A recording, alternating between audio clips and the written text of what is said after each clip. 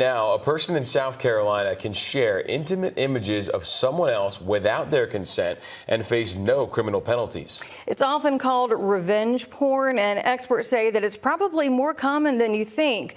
State House reporter Mary Green explains why lawmakers believe that it's time for them to take action against it. South Carolina stands alone as the only state in the country with no law on the books targeting what's known as revenge porn.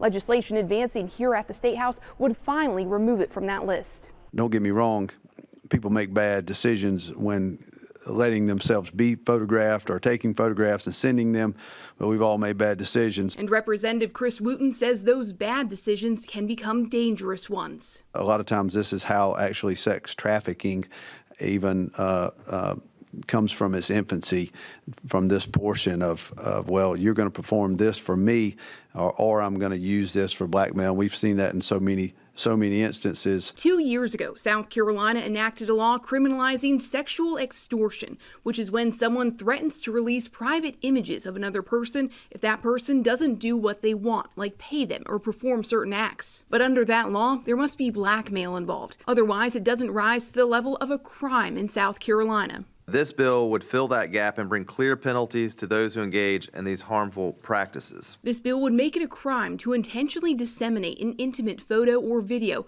or a digitally forged intimate image of another person without their consent. That includes AI-generated images made to look like real photos or videos of an identifiable person. Simply consenting to the creation of the intimate image does not imply consent for dissemination. This legislation has been filed several times in past years, but never made its way to the governor's desk. Supporters attribute that more than anything to people not realizing how common and how harmful revenge porn is. The trauma that goes with it, this stuff just doesn't go away anymore. It stays online, it stays out there forever once it's shared. So folks have even, as we know, the tragic events of folks even committing suicide on these because of the things that happen with this. And if this is enacted, people convicted could find themselves behind bars for years. Harsher penalties would be given to people who had harmful intentions or financial motivations.